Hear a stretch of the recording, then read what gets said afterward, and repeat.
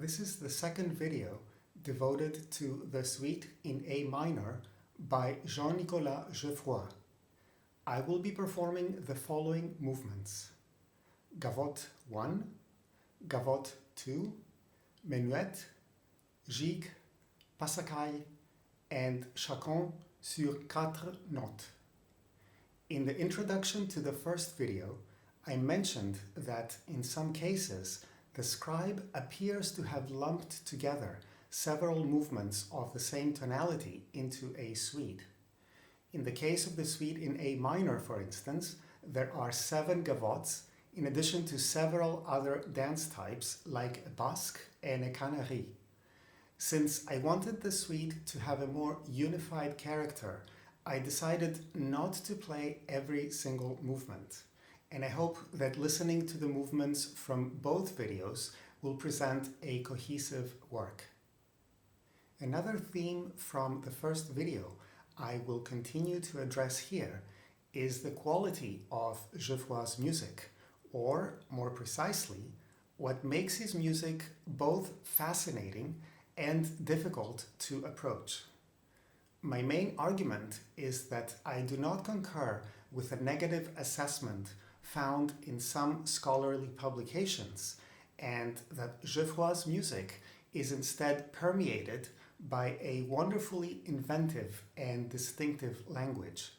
But a certain amount of effort is required in order to appreciate its unique beauty. I would like to concentrate especially on the Passacaille and the Chaconne, but before we turn to those two movements, I want to briefly look at the first gavotte. A salient feature of Geoffroy's music is his use of daring harmonies. However, while those harmonies are obviously going to attract our attention, Geoffroy is also capable of introducing the most subtle details that can alter the expressive content of a piece, and the first gavotte provides an eloquent example of his compositional subtlety. This gavotte is a fairly light-hearted movement with a predominantly simple 2-part texture. However, right before the end, he introduces a chromatic inflection in the left hand that suddenly darkens the mood as if a cloud had momentarily obscured the sunlight. It's a fairly subtle moment, but it completely changes the mood of the piece. Let me demonstrate. What I will do is play the piece a little more slowly, and I will slightly hesitate when I get to that spot, so that I hope you will be able to hear it.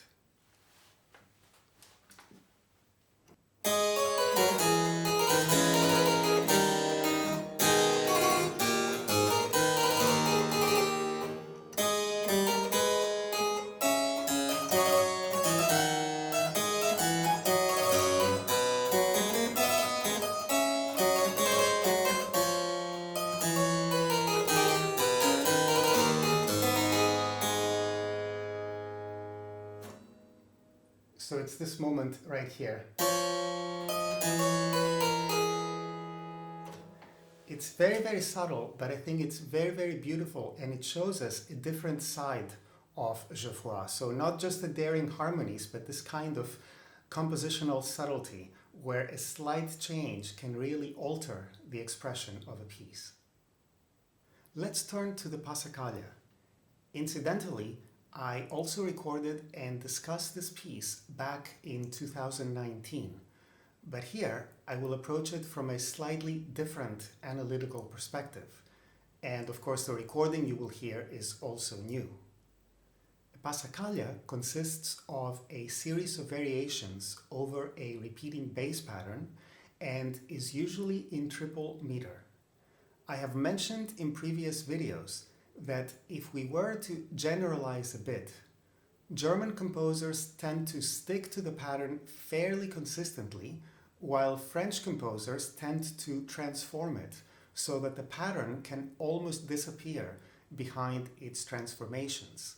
And in many respects, each French Passacaille establishes its own parameters. Geoffroy's Passacaille is based on a very common trope of 17th century Passacailles, a descending minor tetrachord, which here appears both in a diatonic and a chromatic version. Since the tonality is A minor, this tetrachord spans the notes A to E. In other words, and here is the diatonic form,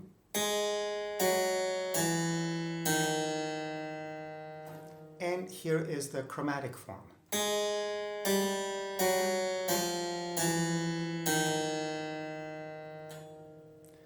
Now, let me play the first four measures, which supposedly present the theme.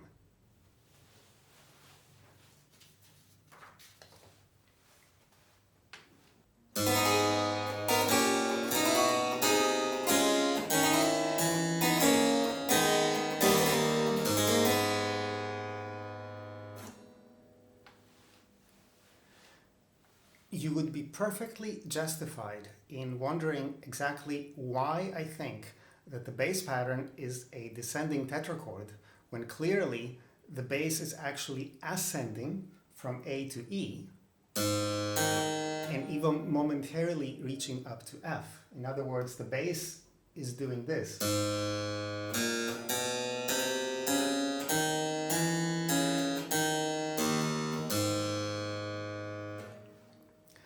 The descending tetrachord actually appears embellished and in its chromatic version in the soprano line.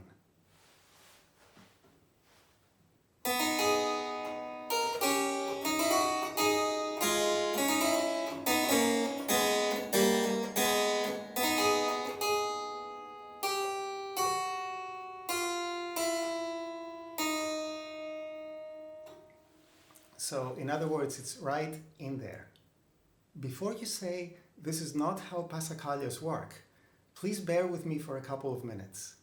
What will happen is that once we get to the variations, the bass line will be mostly based on the descending minor tetrachord, and I will show you how that works. And as I mentioned previously, each French Passacaille establishes its own parameters. Couple that with Geoffroy's apparent delight in experimentation, and within that framework, not getting the pattern in the bass line makes sense in an unexpected sort of way. Before we leave the opening four measures, I want to mention the chord that occurs on the first beat of the third measure, which is this one.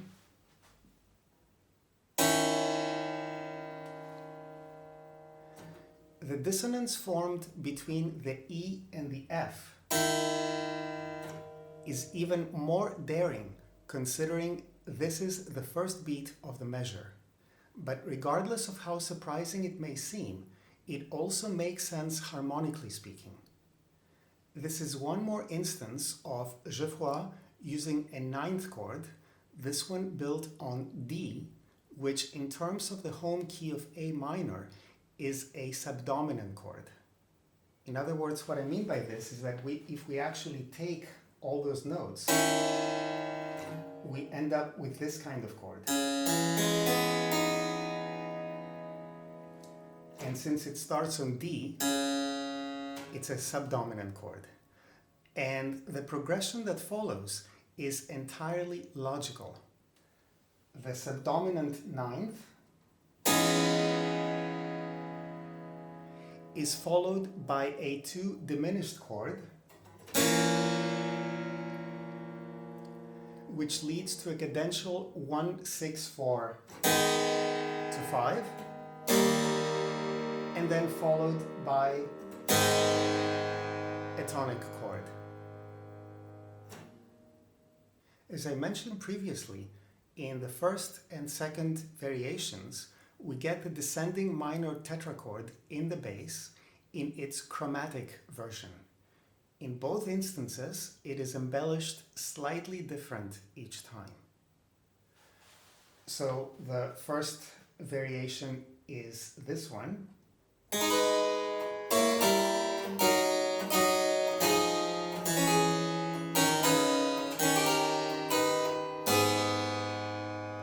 So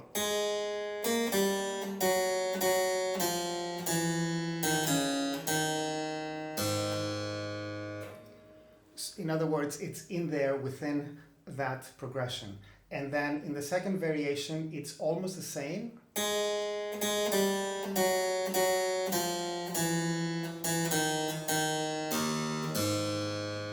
With just a couple of slight variations. Now, this would not be a proper French Passacaille if the musical discourse continued to progress in a similar and thus expected manner. So in variation 3, the bass line reverts back to a varied pattern that resembles the opening 4 measures. In other words, an ascent from A to E that momentarily reaches up to F.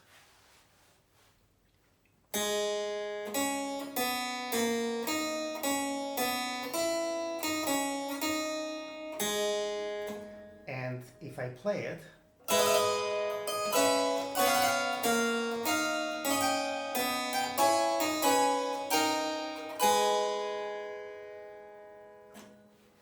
so a little different this time. In variation 4, the descending tetrachord returns, but in diatonic form and embellished with a circle of fifths progression. So the bass line here is this.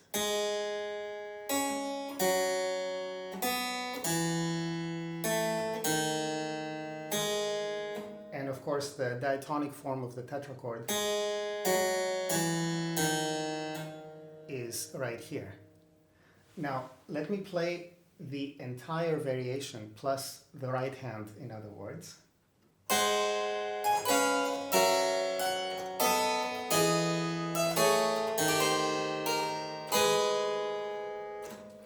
So what we have here are different types of seventh chords. We start with a series of dominant sevenths.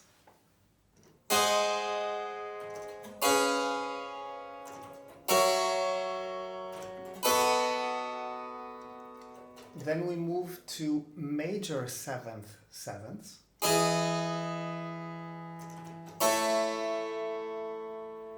And then we get this.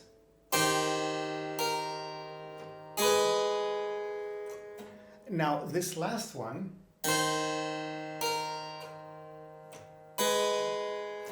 what happens there is this is a wonderful sonority, and we can look at it as the C sharp being some sort of a non-chord tone, or, since Geoffroy clearly likes jazzy harmonies, part of a dominant 13th chord. In other words, this one.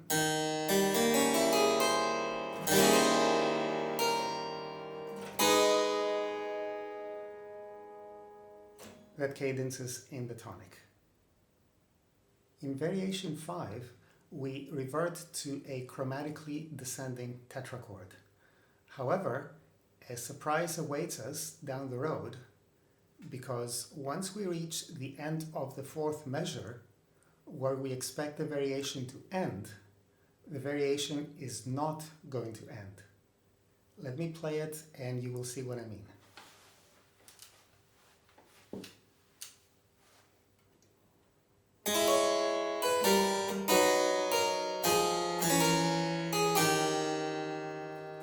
We are right there, and then what's going to happen is that Geoffroy is going to add 4 more measures with the bass continuing to descend all the way down to A. In other words, it descends all the way down to an entire octave. Let me play the remaining 4 measures now.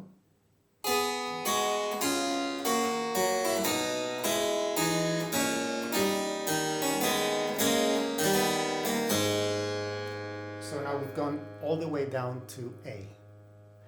It's also interesting that for this extra descent, he switches to a diatonic form by using the circle of fifths progression we had encountered in variation 4, but now inverted. What I mean by this is that before we had this.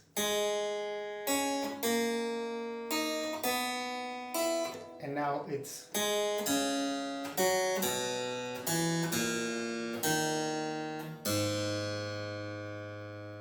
So he's doing, in other words, the opposite.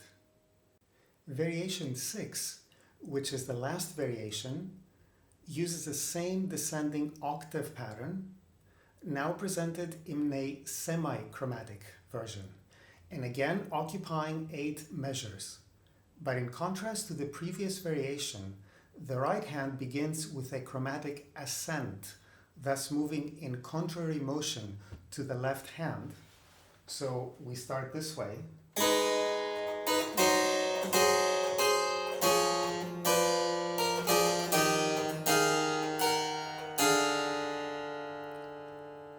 Before succumbing to the overall atmosphere of melancholy and joining the left hand in its descending pattern.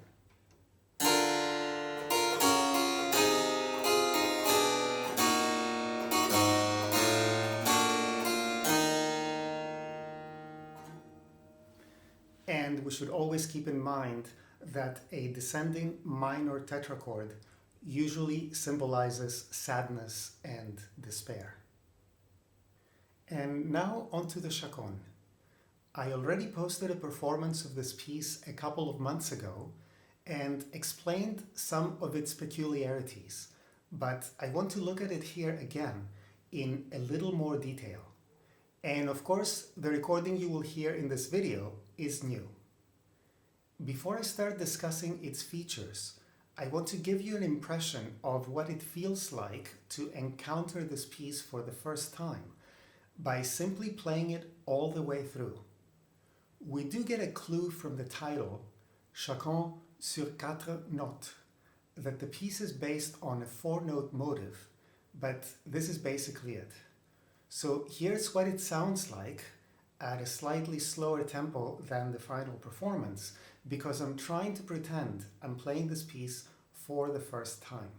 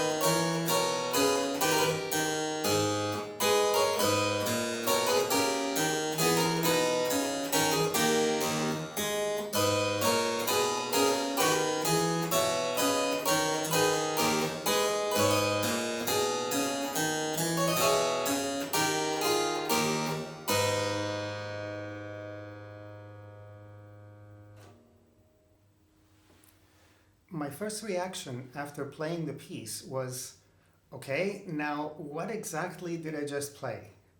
2 things immediately stood out. First, the 2 hands, harmonically speaking, seem to be slightly misaligned. Secondly, the piece somehow was over way too soon and seemed to be asking for some sort of repetition not indicated in the score. Once again, it is clear that when it comes to Geoffroy's music, just playing what's on the page will not get us very far, and we need to creatively engage with his music in order for it to come to life.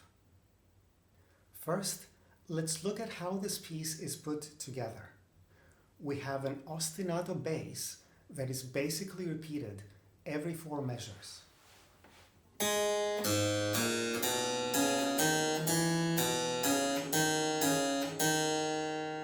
Now, the last of those 4 measures, however, can vary both in terms of the actual notes and its final cadence, which sometimes is a half cadence. In other words, we end on the dominant, which is what happened when I played the first 4 measures. We end here. And sometimes an authentic cadence. In other words, we end in the tonic.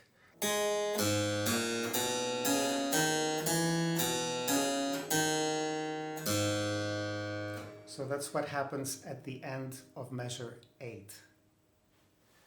Interestingly enough, the designation sur 4 notes does not refer to the ostinato bass. While I don't have the scores to all of Geoffroy's works, I know 3 other chaconnes with the designation sur 4 notes, and in all 3 of those, the designation refers to the ostinato bass, which is made up of 4 notes, and more specifically, a descending tetrachord. This A minor chaconne therefore seems to be different to all of his other ostinato chaconnes that I know. If we look at the right hand, we can see that in the first 4 measures, the soprano line consists of a 4-note descending tetrachord.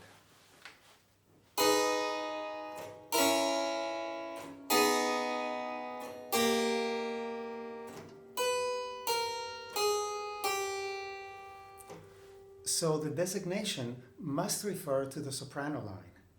In the following variations, these 4 notes are radically embellished and transformed to sometimes even include an octave descent.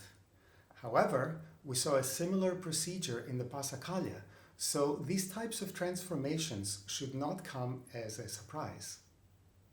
As for the initial impression of the 2 hands appearing harmonically misaligned, to a large extent, it has to do with Geoffroy's propensity to use more extended chords and sometimes place them on strong beats where they have even more of an impact. And we can see how this works by looking at the first 4 measures. Both measures 2 and 3 contain 9th chords. Measure 2 contains a 9th chord built on the note B. So this is what measure 2 sounds like. But the actual chord is this one. Measure 3 seems to start with a 7th chord built on F, because we do this. But looking at the measure as a whole, in other words,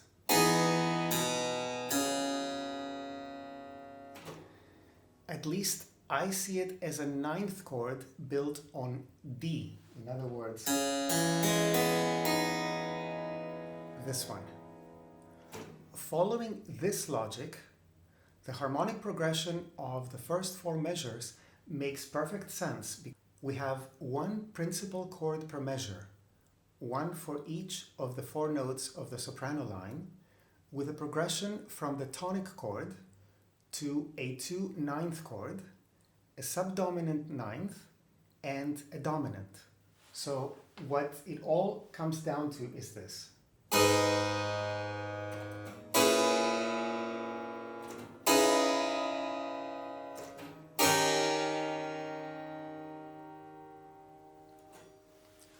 So once again, what may at first appear like random experimentation becomes a logical and thought out harmonic progression. But understanding how the harmony works is certainly not enough to bring the piece to life. When I posted the earlier video performance of this chaconne, I decided to provide the piece with a particular form because I felt that simply playing through it did not give me enough of an opportunity to wrap my brain around all of its harmonic subtleties. In the performance you will hear in this video, I'm going to follow the same solution, and I will explain how it works. Do keep in mind though that this solution is simply my way of engaging with the score. By taking as my model other chaconnes by French composers, I decided to structure the piece in rondo form with the first 8 measures serving as a refrain that comes back twice. My reason for using the first 8 measures rather than the first 4 measures is that the first 4 measures end with a half cadence, and it is only in measure 8 that we get the first complete authentic cadence. In addition, I'm playing all the other 4 measure units twice, while the last 4 measures function as a coda that concludes the piece. As always, thank you for watching, and I hope you enjoy the performance.